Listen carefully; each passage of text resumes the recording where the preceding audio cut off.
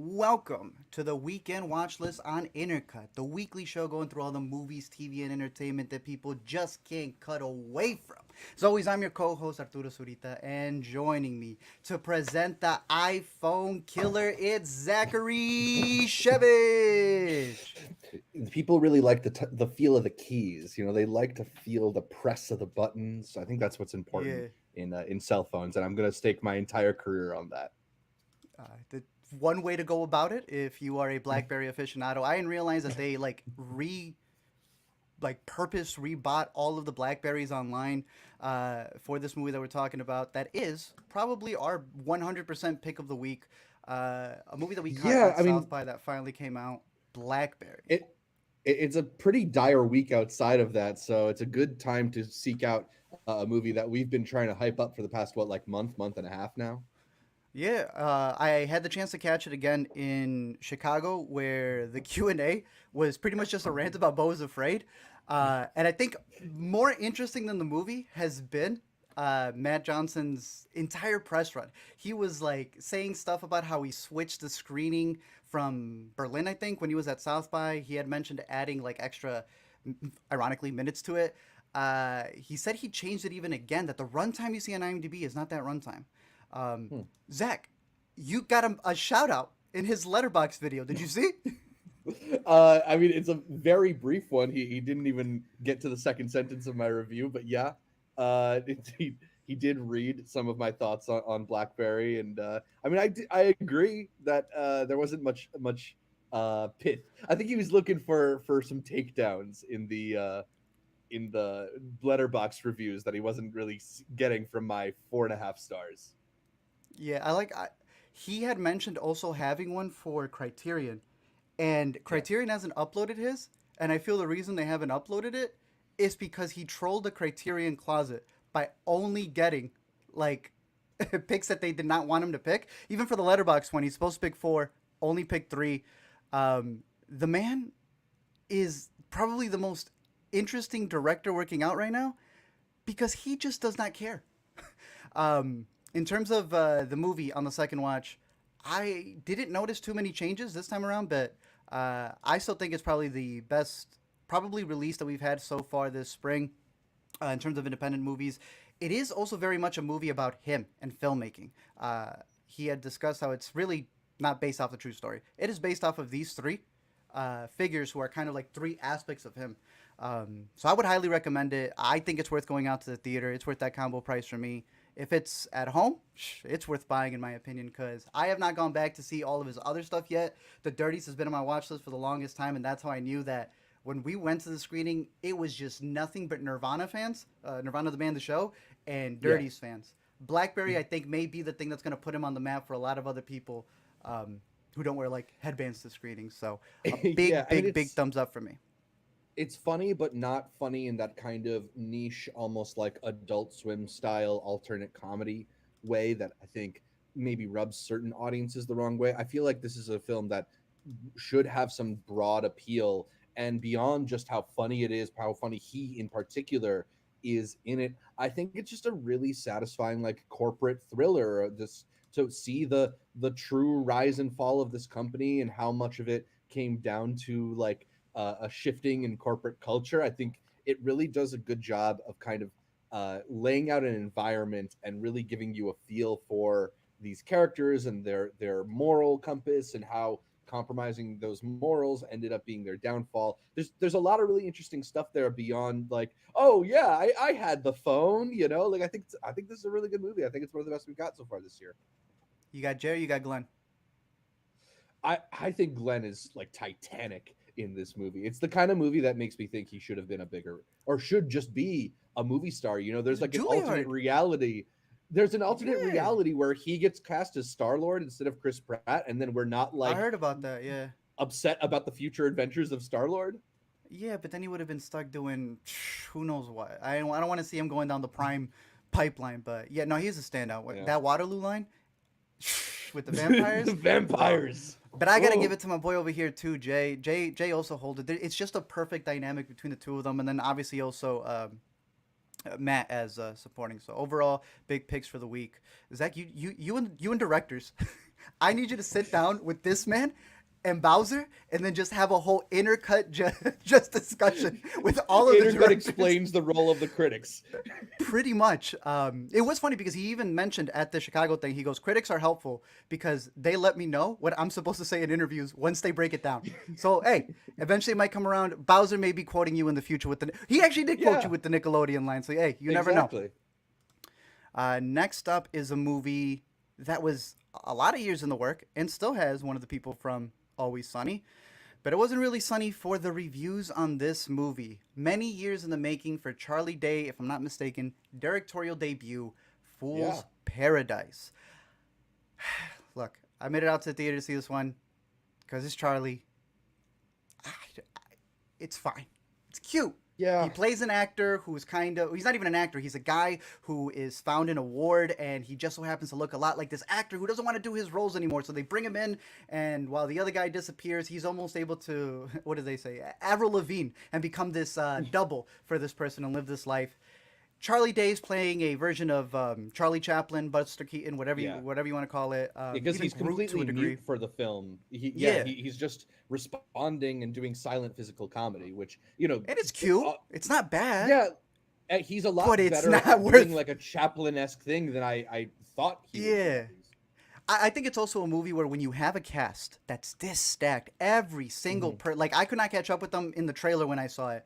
Then you're watching the movie, and every single person who appears, there's even somebody here who I didn't see. They mentioned him at the end. I'll just put a comedian who has a special appearance. They just say his name. I didn't catch this comedian's appearance either, but Guillermo helped them in directing this movie in terms of giving him advice. So like he has Mhm. all the help in the world to on his next one made me make something that hits a little bit better. To me, this is a film that is funny for his slapstick type of humor that he's able to portray in the movie, but it's not worth going out in the theaters for. I'm almost weary even giving it a rent it. But if this was streaming Yeah. somewhere, I think it's worth the time. Yeah, definitely more of like a stream it, particularly if you are a fan of Charlie Day, because he, as you said, like really is so much fun in doing some of this stuff. Like I thought that he like if they could just sort of carry the film on his physical performance, on him like doing weird body like repeating people's body gestures and not knowing what situations he's getting into, that would have been fun. But it ends up being uh this movie that's like a revolving door for all those famous people that you talked about, like all these people who Charlie Day can call in for a favor because they did a couple of movies together or something like that. And like They're not phoning it in I don't either, yeah, like they're giving right? performances that I think those cameos are like a varying quality. Some of them are really going like the John Malkovich bit I actually found to be kind of hilarious. I don't know what it was doing in this movie, but like it, at a certain point the Babylon movie esque. turned at a certain point the movie turns from being uh Charlie Day being this sort of like impish Charlie Chaplin-esque performer into a bunch of people sort of imposing an idea and yelling at him while he just sort of sits there and reacts. And it's that's not it loses steam pretty quickly, which is such a shame Yeah. because I really was rooting for this one, and there's fun stuff in it. I feel like there's lots of tiny little bits that are hysterical, but the jokes that they actually build entire scenes around are just not very good. Yeah. For 90 minutes, again, I don't know if you'd recommend people go out to it, but Fool's Yeah, Paradise, more of a stream it. it'll be streaming at some point. Yeah. Another one, I did not get to catch this one because I decided to go see Fool's Paradise, and they were playing, for whatever reason, Fool's Paradise in one theater, and then Hypnotic in another theater. A lot of people hit me up saying this one needs an LME. I hear it's still a work in progress like it was at South by. Yeah, I don't know about this one. I mean, I would say that of the new releases that I hadn't seen this weekend, it's probably the one that I enjoyed the most. Um, but it's still like not all the way there. Uh, Hypnotic is this film starring Ben Affleck as a detective who becomes involved in this mystery about about his daughter who goes missing, and these idea of these hypnotics, these people who are able to almost like instantly put many people under a hypnosis spell and have them do things outside of their own character and like turn into crazed assailants or whatever that won't stop until they kill you or get killed. It's like a a crime thriller with these flashes of sci-fi elements, but ultimately, like, a lot of it ends up just sort of feeling like the dumber cousin of Inception or something like that. I think there's cool sequences, but a lot of extremely stupid moments and stupid twists to the story. Characters doing things that just are completely brain dead and don't make rational sense. I think there's some like funny aspects to it and some cool like filmmaking as a form of hypnosis, sort of like commentary going on, but the whole thing is way over explained, and then it ends in this climax which is absurd, like completely ridiculous, and makes the whole thing kind of a joke.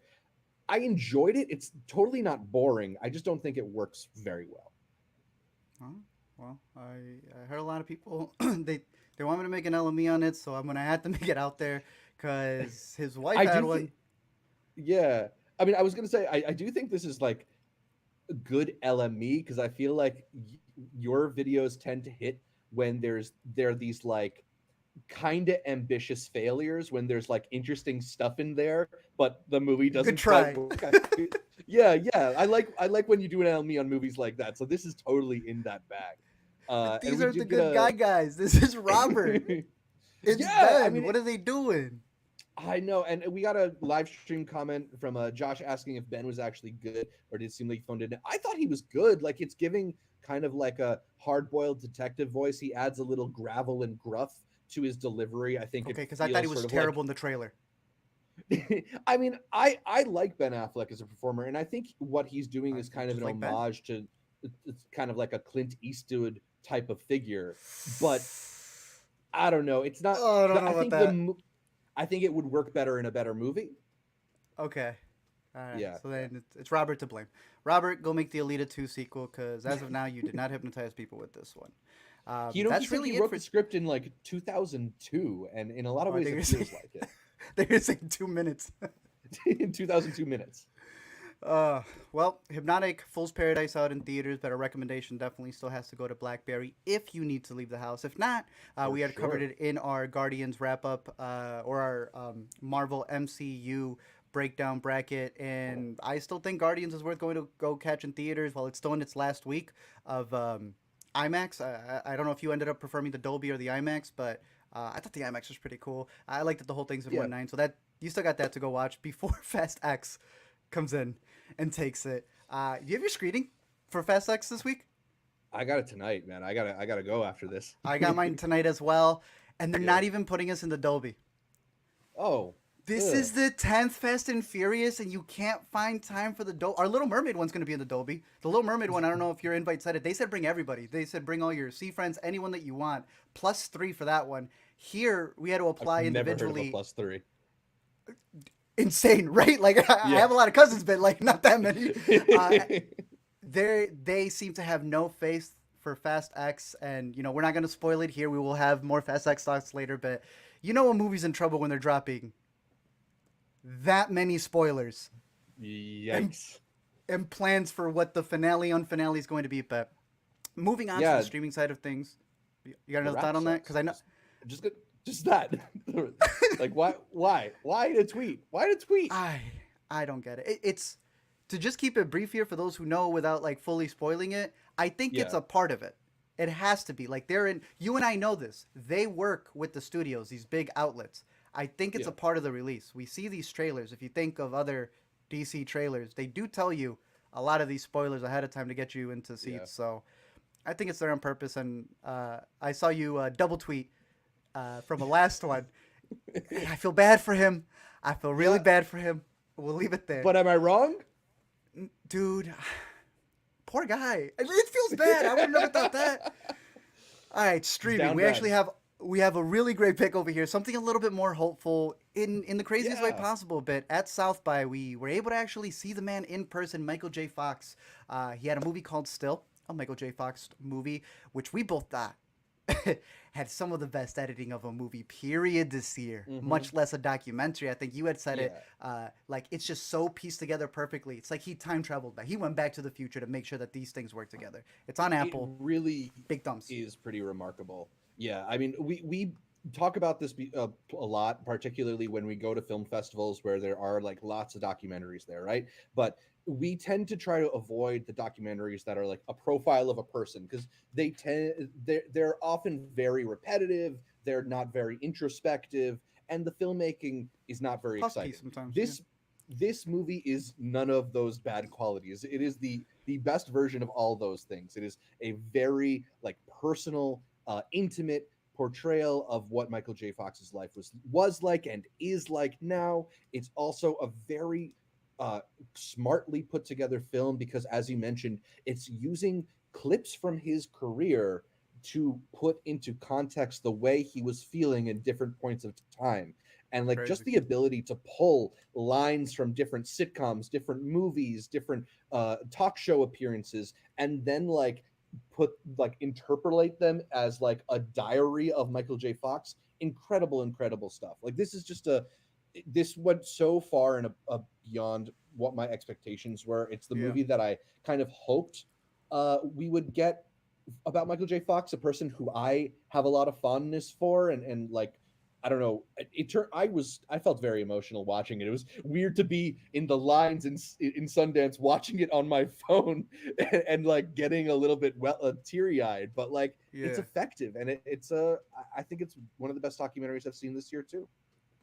You had mentioned I'm always wary on those biopics as well, or the biodocs, I guess, where they're really a central part of it. And I think his approach here, where they had said they talked to him, and he pretty much was just hopeful the entire time. And then they asked him about like what it actually feels to have the condition. And he's like, "Oh, I've been in a bunch of pain the entire time we've been doing interviews." And he's like, "What?" Yeah, And he's like, "We didn't want to make this a sob doc, but it's like this man and the perseverance that he has. Boy, you got it as a 3.5. If this made you cry, you got to bump that up, man. I want to see this in your end of the year list, bro. You being I mean mean, to these yeah, docs. This one I delivered, man. gotta, I gotta watch it not on my phone Yeah, while I'm cold so and that's what I shivering. thought. So Seeing it again in Apple, it's like, was I just like comparing it to all the other standard puff pieces from other people? And I'm like, oh, this was yeah, just so different. No, it's really great. 90 minutes. I that's that's really great editing there. So still a Michael yeah. J. Fox movie is a film that it's been at Doc 10. It's been at Hot Docs. This movie's gonna make it to the Oscars. That's one of my picks that I hope makes it Yeah, to the final five. Plugging it in I, our I hadn't I hadn't actually thought about that, but I think there's a good shot. It's considered for sure. there's always that early release that still makes it Yeah, towards the end of the year, and I hope it's this one. yeah. Another movie that came out that we're not. Look, my mom saw this, and she was recalling scenes in this movie that I had already threw into the trash and deleted from my brain. The Mother has to be one of the most forgettable movies that I think Jennifer Lopez has made. And you know that I'm usually a little bit of a defender. I'm not going up. I'm Yeah. not like defending Jenny on the block. I ain't got that jersey on all the time. But I like to give her the benefit of the doubt. I have never seen a more blatant attempt to try out for the MCU than this Mm. movie. It was just a bunch of stunts that she was trying to showcase that she can be an action star. I didn't really care for it too much. It's out on Netflix. It'll be disappearing off the top 10 easily before Father's Day for sure. Yeah, I mean, it's just so melodramatic. Like, it's not enough that she is, an agent secretly in a relationship. Sorry, an agent secretly working to hunt down two different killers, but she's also in a relationship with them, and she has a baby, and you don't know who the father. Like, it's so hammy and like just silly, right? Like, it just feels like a combination of two genres that maybe shouldn't combine, and maybe a better script could have handled it, but it's so like I just don't buy any of it. There's a real lack of like authenticity to how it's written, to how it's performed. It's got that Liam Neeson jumps over a fence style of editing where it's like cut, so you don't see anybody do like a full action. You see them like start to pick their leg up, and then like their leg is already over. I Yeah, I don't know. Like it's like you said, she's doing her best to like fill out that genre quota. I think she's also kind of going streamer to streamer and trying to get to the top on everyone. She had "Marry Me" for Peacock last year. She had "Shotgun Wedding" on Amazon earlier this year, which is getting a sequel. Now she's got "The Mother" on Netflix. She's just trying to be the queen of streaming. What is Edie Falco doing, bro? I can't believe that Fool's Paradise was the better Edie Falco movie I saw this weekend. She continues to appear in so many different like I thought Avatar was the biggest one. And Yeah. then she does something in Bupkis. I made it set up more. Then she's appearing in Mother's Fool's Paradise. Like, hey, good for her getting work. Yeah. I just want I want to see her as a lead. That's the thing. It's not so much that it's like, oh wow, she keeps appearing in places. It's like, nah, you deserve to have bigger roles than these little Yeah. side things. And Bupkis, where she gets something was right in the first opening act. Nurse Jackie is for the best years, and thing. people overlooked it. So shout out Edie Falco though. We love Edie Yeah. Falco. The next one that we have is a couple of other fest picks that were out. Huesera, the Bone Woman. I'm not sure if you've caught this one yet. No, but you keep recommending it now that it's on Shudder. I'm looking forward to digging into it. Big pick from Shudder. Got to hear a couple of interviews from the director, so I'm curious to kind of like maybe even make an LME picking apart a lot of the imagery in here because like once you've seen the movie, rewatching it, you kind of already have all the lore to look out for. Like I said, I had mentioned that at Chicago. It had also won a big award at Tribeca last year, so looking forward to not just rewatching this, but seeing what the actress and the director also have in store for the future. The Five Devils was also out on Mubi. I don't know if you heard about this one over here, but it's been they messaged me like they mailed me, not emailed. They sent me a letter. Mubi, like I don't even know how they had my my billing address. They sent me a postcard. They've never sent me this to go watch The Five Devils. I should have brought it with me. I don't even know where I have it. It was a scratch and sniff. And they had my dumb self scratching and sniffing cardboard. There was nothing there. It has to do with the movie, so I won't spoil it. But The Five Devils is the newest one. It stars Adele. I can't fully say her name, but I think she's been killing it in all of these little side roles that she's been in, especially in the comedies. She needs to be in more movies, man. This is a story about her aunt coming back from prison and how it just kind of shakes up everything in their family, specifically because of the past. And it's streaming over on Mubi. Kind of had a little theatrical release. This would have been a perfect one if it was playing at the Music Box. It might have been playing to see it with like a night crowd. Would have been great. The Five Devils over on Mubi. Yeah, heard some good things about this one too, so I definitely want It's to check solid. that out as well. You a fan of Hannah Gadsby? You know, Nanette was definitely like that was the first one that really went viral, I think, right? Yeah, and I'd then consider that a Douglas was special. the last one. I Yeah, see that as a exactly. special, not a That comedy was stand-up. right. Like it was a pretty like interesting sort of subversion of what stand-up comedy is typically like, right? And you making that delineation is worth noting because like it sort of takes the form of stand-up, but it's far more one-person show, like not the focus at a certain point really does not become the comedy, and that's kind of Yeah, what was remarkable and that's about it. fine. and Yeah, and then their next special, Douglas, is a lot more focused on the comedy, and I just felt like there was sort of like a missing center to it. comedy. Yeah, like it Yeah, didn't when it's a little more focused on a comedy, there's just kind of less of a purpose there. what So I, I don't know. I was not. I was thinking about checking out something special, and I couldn't motivate myself to.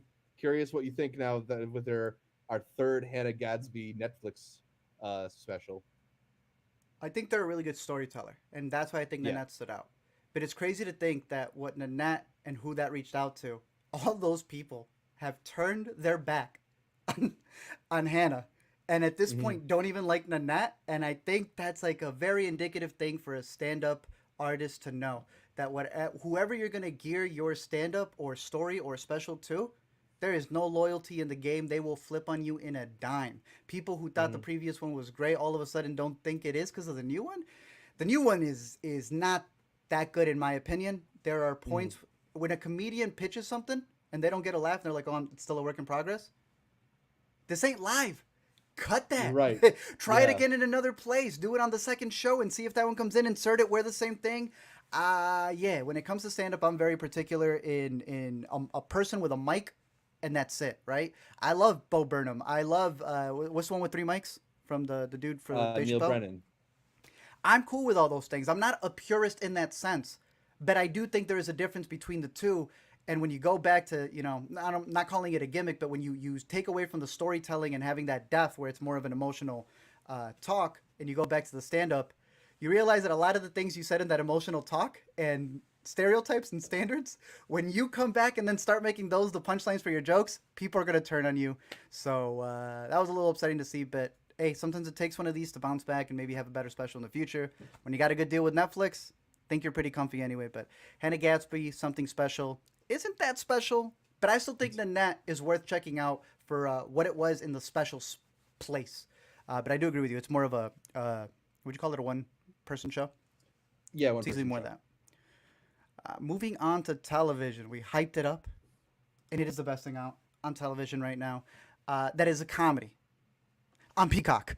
Bupkis has And the best released thing on a with Edie weekly Falco. basis. And the best thing with Edie Falco, yeah, for sure.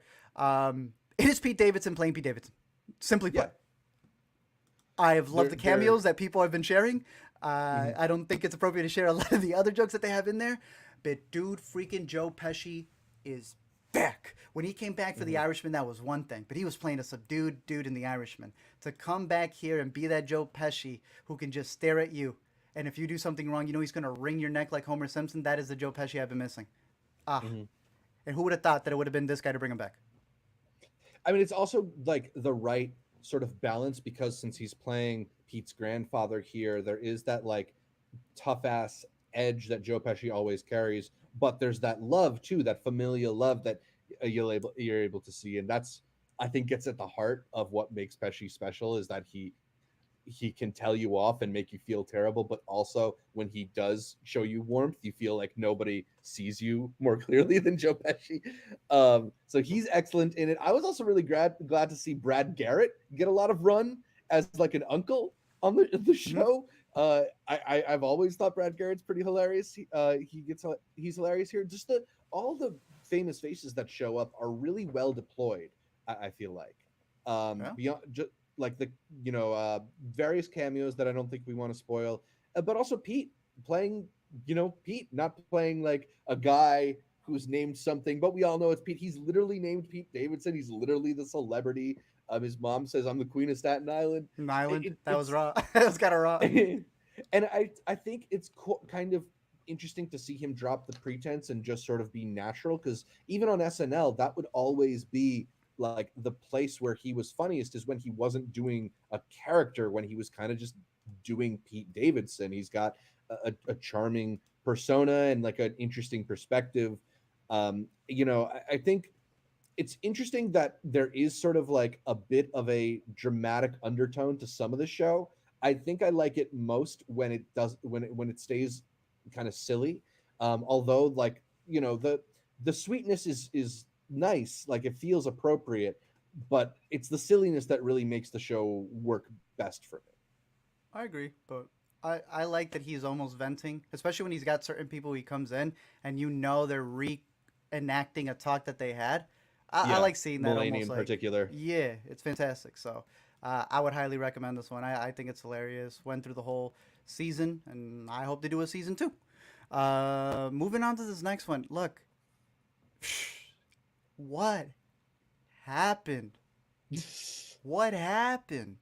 I This is a show that I'm was so good we almost put it in two best of the year lists because of the way it was split. And mhm. now I don't even think it's going to make the mid-year one.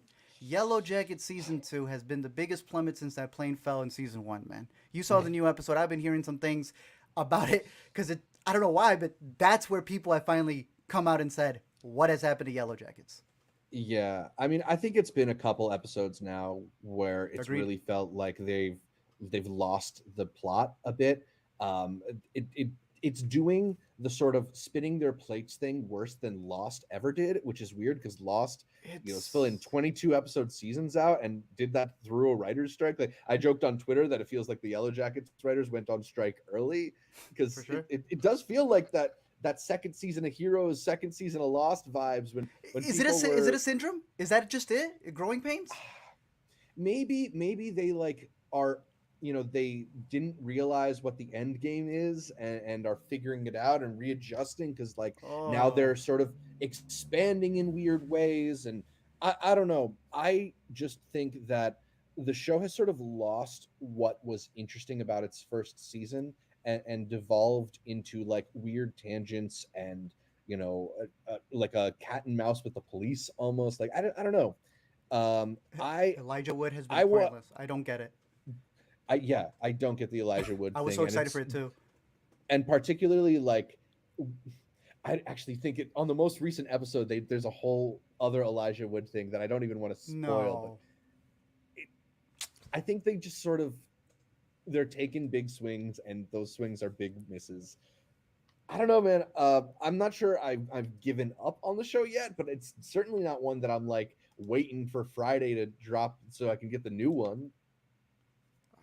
To me, I feel like the first one was so good, and seeing the marketing. I mean, we went to South by and they had us eating not flesh. They had us playing a bunch of different hackets and stuff. There's money there, which makes me think, okay, the money's making them do something. Whatever their end goal is, if it was 4 seasons worth, they're trying to push it to 5 or 6, and so they needed to stretch it out on 2. And that's what it feels like. Season 1 was way too tight for season 2 to be like this. It feels Yes. like they told them, don't get to the plot that quick. So I don't think they've Yes. lost it. I just think they're stretching it out.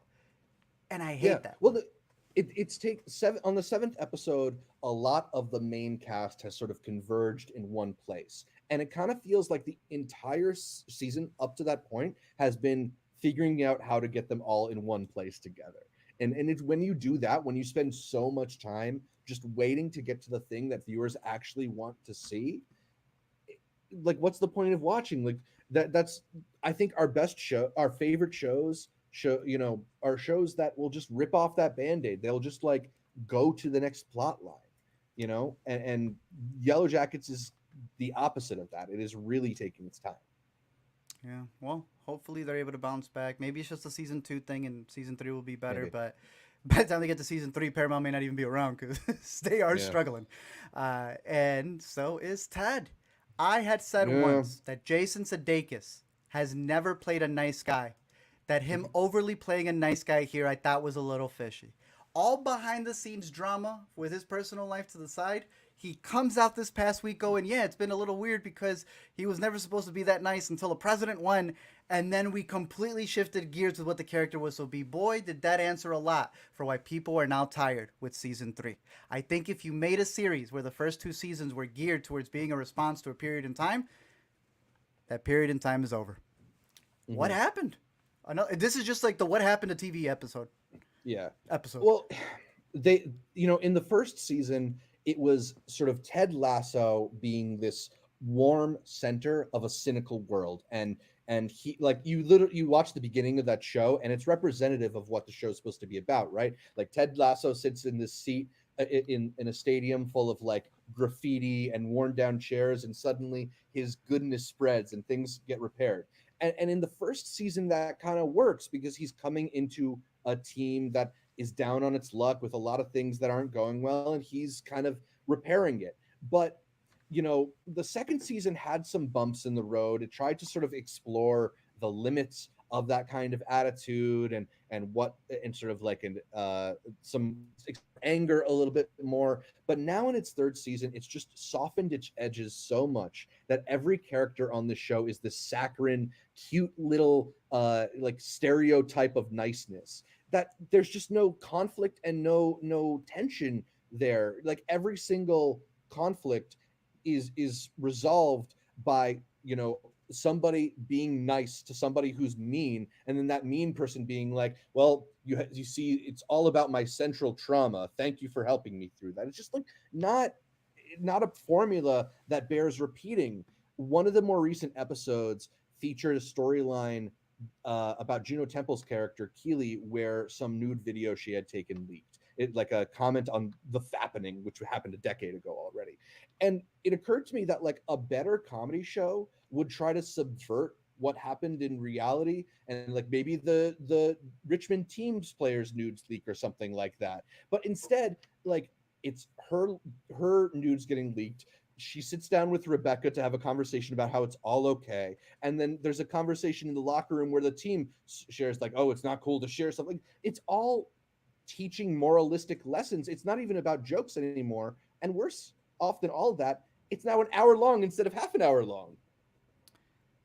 I'd argue all that moralistic stuff was there in the first two seasons, but nobody wanted to see it. Rewatch the whole series. It's been there the Well, whole time, but the jokes were at it's no, least no, no. better.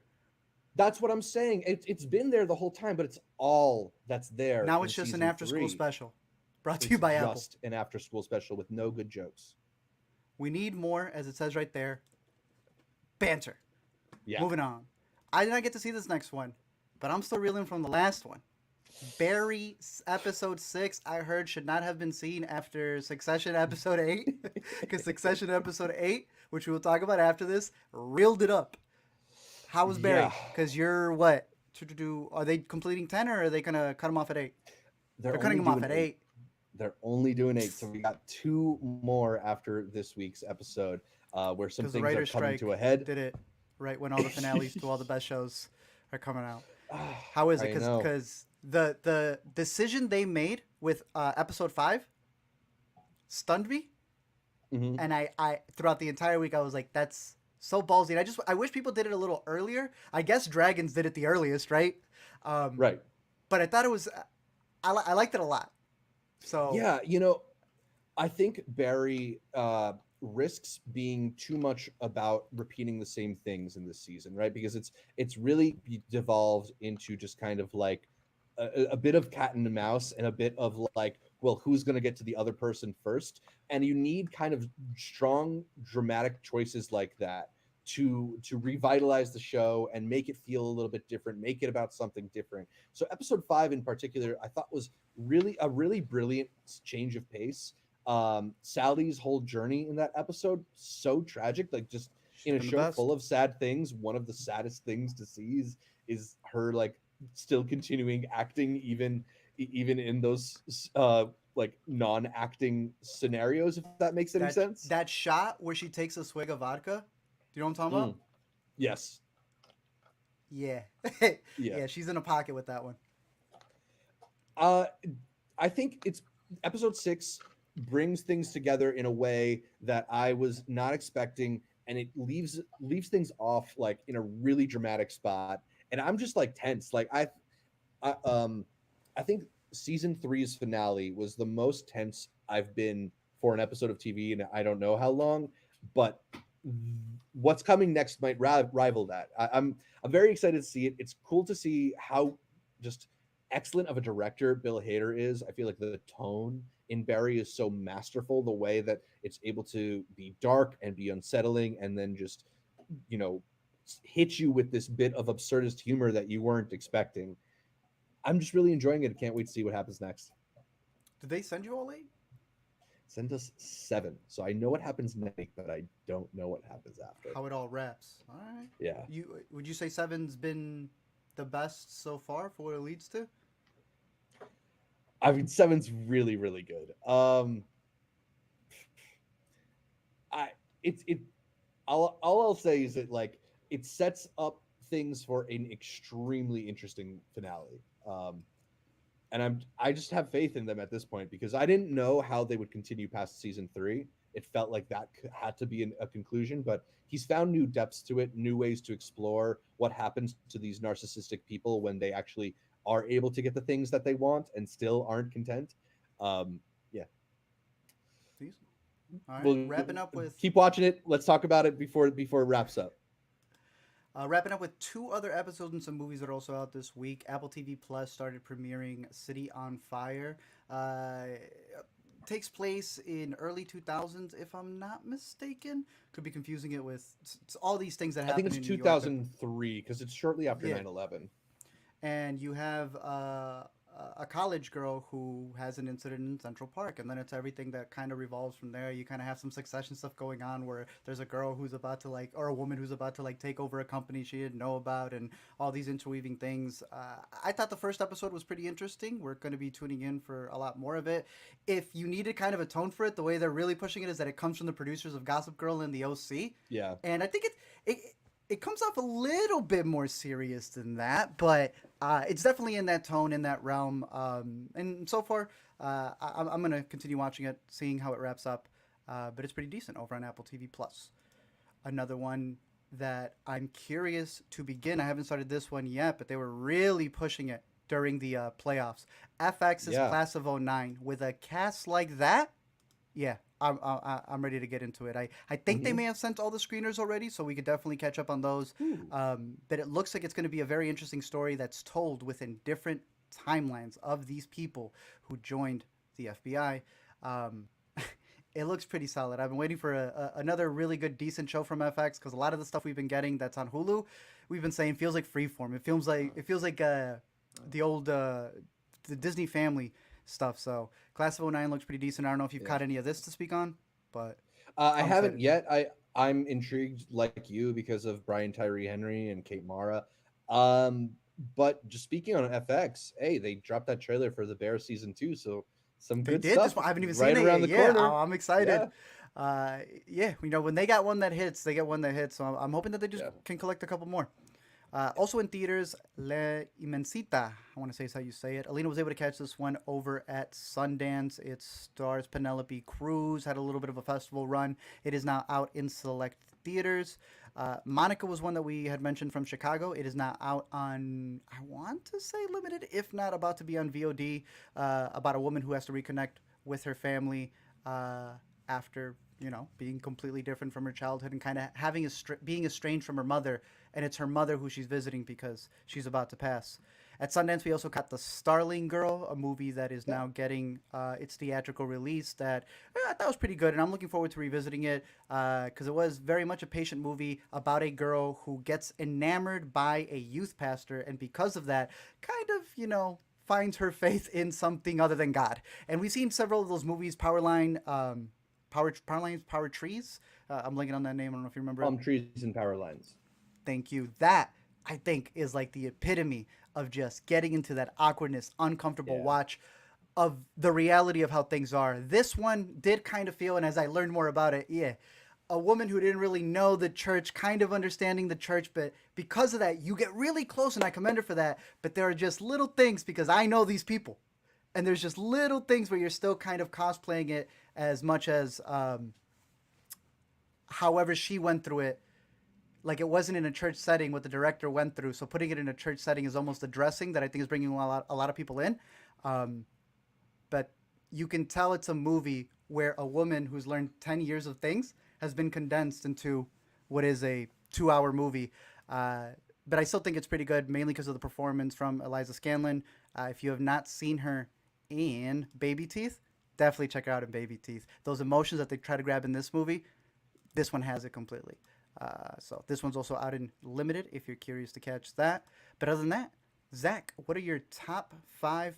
Oh, sorry. Before we get into that, almost missed the yeah. inner cuties. Inner cuties. Give a shout out to Can't miss all the of inner the cuties. patrons. Yeah, let's shout out the wonderful Patreons supporting us. Those wonderful people on the Academy level tier are Tushar, Cademan, Connor, May, Ricky, Joe, Janicia, Tyler, and Benji. And our producers, the big thank you goes out to Yuden Veer, Sam, and Wiley. Thanks again for all the support, and a reminder that you too can become a InterCutie member at patreon.com/IntercutPod, where you can sign up for patron benefits like early access to Intercut episode outlines, early access to some Intercut episodes, access to our private channels on the Intercut Discord, which you can also join by using the link in the description. And for supporting us on Patreon, you'll also get an invitation to our monthly patron Google meetings where we hang out and talk with all of you. Sometimes we talk about what's going to happen in the future of the show, help us decide what's going to be on our next brackets. And the next one of those is probably coming up soon. Maybe not this next week, but the week after that. We got to do our May patron hangout, so not too late to join and talk with us for as little as $1 a month over on patreon.com/intercutpod. Sounds good. What do you got for the people? For the top five things they need to keep their eyes out for? Hey, so we already covered Bupkis, but I would definitely recommend Cover it again. people watch Bupkis. Very funny show over on Peacock. I think I was talking with a friend, and I told him that I think it's the best thing Pete Davidson's ever done. And he said, "What about Big Time Adolescence?" And I feel like I'd put them on the same tier. But Yes, interestingly, Bupkis is directed by Jason Orley, the guy who wrote and directed Big Time Adolescence. So there they're is a equal. similarity there. and reason why maybe they're on a similar tier of quality. So maybe if you like Big Big Time Time doesn't Adolescence, have Joe Pesci though. the cast for sure better in Bupkis. Although no Griffin Gluck in Yeah. Bupkis. Yeah, that one was funny. Griffin No Gluck could kitchen beat scene with him. Pesci, Yeah. right? Yeah. I don't know about that bit, but shout out Griffin. He's good. Yeah. Uh, the Great is back for season 3 over on Hulu. I fell off of The Great a little bit just because it feels like it's dense with those hour-long episodes and period settings, but I do really, really enjoy Tommy McNamara's show about Russian royalty and how subversive and funny it is. I think if you are a person that enjoyed The Favorite, another film that was written by the guy who's in charge of the show, you absolutely should be checking out The Great. Or if you just like Nicholas Hoult and Elle Fanning, I think they're both so funny in these roles. I don't know if you've been seeing all the press that's been coming out about the roles that they didn't get because they're so committed to this show. I But was it might about to have, mention that. Yeah. yeah, it's robbed us of Elle Fanning in Dune 2 and Nicholas Hoult in the latest Mission Impossible movie. But hey, I mean, look, The They Great love this is, show. yeah, they're committed to it, and I'm glad they are because it's a really good show. If they're that committed to it, I should catch up with it too. So I'll be catching up on season 3 now that's back on Hulu. It is like when they mention how WandaVision, she hasn't been able to get all those roles, and everyone's like, "Oh no, how could that happen?" Well, you guys let it happen here, right? No one's watching The Great, and they decided to skip on the bigger roles, and no one Yeah. catches this. Yeah, the entire run for Renfield, the menu, all he mentions is The Great, and the same thing for her. So yeah, over on Hulu, is this the wrap up, or are they still going to continue it? I don't think they've announced if it's a wrap up, so we'll Okay. see. I also kind of I don't know a lot of people who watch The Great, so I don't know how long that could Uh, last. did you finish season two? No, I didn't finish it. I gotta catch up. I was Because they enjoying it. dropped It's just a long show. they dropped all of season three at once, and you know how I feel about that. Yeah. So, The Great out there. What else you got? I don't know if we've given it a shout out in the picks of the week yet, but The Artifice Girl is available I on think you did. VOD. I just want to give it another shout out. I think it's a really good movie. I've been seeing a lot of people catching up with it because I feel like it's one of those like indie films that not a lot of people have on their radar. But I think it's really worthwhile, especially like we're talking more and more about AI. With the writer's strike going on and the pending strikes for a lot of the other unions. AI is just like really, really uh, in the atmosphere. So this is like one of the films that's really contended with that in the most interesting ways I've seen so far. So I definitely recommend people catch up with it. I'm good. Another quick recommendation to something that I think you got to finally catch over at the Chicago Critics Fest. Let's talk a little Yes. about Did you link it? I didn't put it in the document because I just remembered to add it now after I saw you had another one of my picks. Here. Yeah, the problem is there's like two of them on IMDb, Yeah, and I another clicked the Sanctuary wrong just one. came out on Netflix, but it is not Yeah, the series. It is the drama thriller starring two very good looking people with a great set of hair. yeah. This movie has some of the best hair shots of the year. A two-hander. I think it's fair to call that one. With I saw between they opened it for us at Chicago.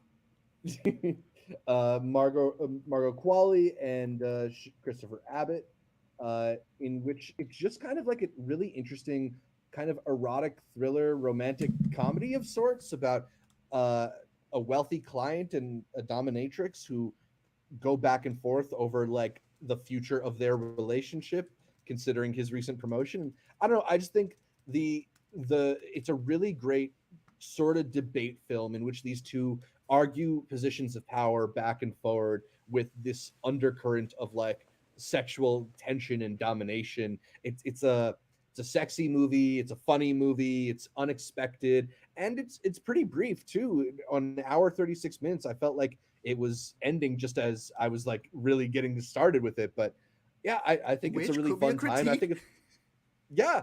I could go deeper, and I feel like it could have gone deeper too. I don't know, like I didn't like it as much as Amanda did coming out of Toronto, but I think it's a really fun time at the movies. And considering the slate that we got last weekend and Fast X being the only big release this upcoming weekend, they could do a lot worse than seeing Sanctuary in theaters. For sure. I don't know if you ever caught Piercing, but it felt I wanted it to be even better than that movie where He is also in a room, kind of going all over the place with another person. That one being Mia Wasikowski. It's sequel to piercing, in my opinion. I wanted to like it just a little bit more, but I think they do have really good back and forth in Sanctuary, Mhm. and some again just some really good cinematography. Yeah, a lot of good shots in that one. My last pick for the week here. One of the funniest shows on TV. One of the things, my Yes, most it consistent freaking sources of joy. is. The other two is returning for its third season on HBO Max, soon to be Max. Really hilarious show about a pair of people, young people in the, or I guess they're now in their 30s in the entertainment industry. Hey, we're young too. A pair of people in their Uh, 30s in the entertainment industry, but sort of dwarfed by the success of their own family. In the first season, it was their younger brother's ascent into super popdom, and since then, it's been their mother becoming first a syndicated daytime talk show host, and now in the most recent season, just a mega Oprah. corporate billionaire. She's basically She's Oprah now. yeah. And just like a very consistently hilarious send up, not just of like what the entertainment industry is, but also the desperation that perforates that industry, and all the people who are trying so hard to get their little slice of dopamine, whether that comes from like a big role, or having adoring fans, or just like posting to social media too much. I think it's so perceptive about people, particularly people in like the age of social media and in the age of like bragging about your accomplishments to strangers. Uh, it's also just got some very funny cameos and appearances. I let you know that our boy Lucas Gage has a hysterical episode later in this season. Sounds good. I don't know if you had a chance to catch any of the third season on the screeners, but like I think that show is still just hysterical. Like it makes me laugh harder than most shows do right now. I was able to see the first three, and they still have the same energy from one and two, but they've somehow found this way to be. They've always been, but even more self-reflective about not just Mm-hmm. the industry, but the guilt that you also not just what the industry does to you, but what it turns you into and how you become a part of it. So, Yeah. no, I agree. Is that what you posted your SAT score? No, I just wanted to fresh up my bio. Oh, well, I was like, I thought it was a quote from a movie, and I'm like, okay, this is from the other two, and I'm like, I highly recommend this one. These two have killed it, and I found out. I always blink on his name. He was supposed to be in the original How I Met Your Dad with Oh, Greta uh, Gerwig yeah, as Drew the Carver. Mosby character, Oh, and that really? pilot never aired. No, yeah, I wouldn't because I started listening to some interviews from them, and I was like, what the heck? I Damn, searched it up. You can find the pilot online. Greta Gerwig was going to be in a sitcom. Different I didn't know you timelines, could find bro. it Different online. I gotta timelines. watch it. Yeah. Can you imagine if Um, that was her career? She was still stuck on like season 10 of How I Met Your Dad. when I was watching the clips from it, I refused to acknowledge it was Greta Gerwig. I was like, why does she look so familiar? It did not make sense to see Greta Gerwig, director of Little Women, being a pilot for that. But it got canceled, it got scrapped. But a lot of actors there who would have, Andrew Santoro, I think, was also in there. A lot of people would have been Hmm, picked up early, but damn. that show would have been what these two make fun of in the other two. So thank goodness it didn't go. Exactly. Some picks that I have that we've mentioned for festivals that finally have a streaming release, so people will be able to see them. Saint Omer, the very patient drama, court drama that we got at New York Film Festival. We were both tired as could be, and somehow it still kept us just gripped to the screen. Especially for me, it's the story of a woman who is accused of murdering her child, and a woman who may or may not be pregnant, who's observing the case that has become like the talk of the nation. It's inspired by a real life case where the director actually sat down, Alice Diop, who is a documentarian, and I just thought that the way that she is able to make a narrative feature almost feel like a documentary and mix both elements at the same time, just very patient camera work, but some of the Hmm. best in my opinion, and stand-up performances. There is a look between two people in this movie, shivers down my spine. So Saint Yeah. Omer's on Hulu. If you couldn't catch it in theaters, it's 2 hours, so I think in the comfort of your own home, it's worth the shot. This is like the weirdest compliment to give it, but I feel like just that shot, that look that you mentioned, that like should be in like a montage of the great movies. Like it's It's that yeah, kind of moment. eh, You know it's a lot for me to say it, but it's a whiplash look at each other, just Yeah, like that ending of yeah. that movie. And that's one that's made it, so I agree with you 100%. Saint Omer on Hulu. I'm not sure if you've got this one yet. I'm curious your thoughts on it. When you see it, I think it's a fun, decent, heartfelt movie. Yeah. The Year in Between, directed, written, and starring Alex Heller. We got to see this one at Tribeca last year virtually, then got to see it in person at Chicago Fest. Alex Heller herself has gone through a lot of therapy because of her bipolar condition, and she wanted to make a movie where she just, wasn't going to sugarcoat it, was going to make it exactly based on her experience. In particular, the year in between that she takes off of college. Her parents, I mean, J. Smith Cameron, you got a great mother there, and I think she's a standout Jerry. in terms of her counterpart. Steve Buscemi coming in with the favor over here, and then even just the kids. Wyatt again being mentioned another time here. He was also in the Apple series we were talking about Oh. as a great supporting role of this family dynamic who kind of has to not just she's not the only one putting her life on pause. She almost puts her whole family's life on pause, and I think the comedy in here is right up my alley. It's sometimes very deprecating, sometimes very dark, but just goofy as possible while also dealing with these really big themes. So I'm curious to see other people's thoughts on this as it gets released. But like I said, it is over on Peacock, so hopefully it'll be landing on more people's radar. One that I know was a big stand up for the both of us,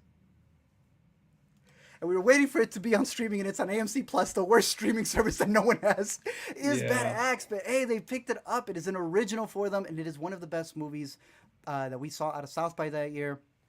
Big standout for both of us. I would have had this as an not even an honorable mention, but a short listed for the documentaries last year about a Yeah. family and specifically one of their kids who leaves the family business of running this restaurant in Minnesota, goes to become a filmmaker, comes back, and then uses that to document his family during a little period of time called 2020. Yeah. Fantastic documentary filmmaking, but also just a great look at a family memoir and what they've had to go through, and an understanding Yeah. what the kids are going through now to what they don't understand their families already went through to get them here.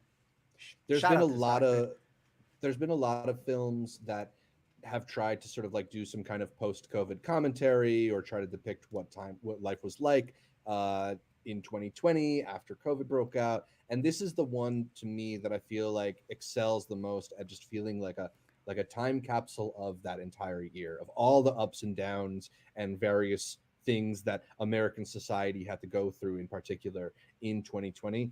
And maybe you don't want to relive some of that stuff, and that's totally cool. But I think this is a very clear-eyed and heartfelt look at one family's experience through all of that. And yeah, I thought it was really really effective and really well done.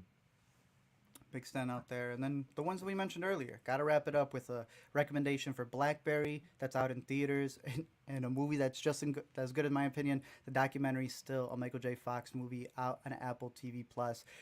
A slow week, but not a bad week. Obviously, we had the Marvel train coming in with Guardians last week, which caused the slowdown here. But Yeah. again, just recapping the picks that we have, we still have a solid 10. Still a Michael J. Fox on Apple TV Plus. Blackberry. It's so good. Bad Axe out on AMC Plus. The Year in Between. It's going to be out on Peacock. It's still not mentioned there. And Saint Omer out on Hulu. Big thumbs up for all of Zach's picks as well that I agree with. Starting with The other two back for season 3 on HBO Max. Sanctuary in limited theaters. My pick for best theatrical release of the weekend. Or you actually, haven't no, seen Fast X Blackberry. yet. Blackberry. You haven't seen Fast X yet. I think it's gonna be Blackberry. The Artifice Girl, available on VOD. Another mention of that one, and then the Great, another show back for season 3. This one on Hulu, and Bupkis in its first season, debuting on Peacock. We haven't talked about it too much, but a lot of good stuff from Peacock this year. I was looking at my I favorite said shows. years ago, there was that report where everyone was belittling Peacock, and I'm like, do y'all not see the plan they have in store? I mean, where were we watching the World Cup? Most people were watching it on Peacock. They just dragged to get the shows on there. But yeah, Poker Face, Bupkis, finally. Who would have thought? Yeah. Universal. So, shout out them. I'm sure most people will be watching Fast X when it gets on Peacock too. Exactly. So they got plenty of movies to go there. But that's it for this week in our weekend watch list, going through all of the movies, TVs, entertainment, the good, the bad that come out every week. Zach, where can people find more from you?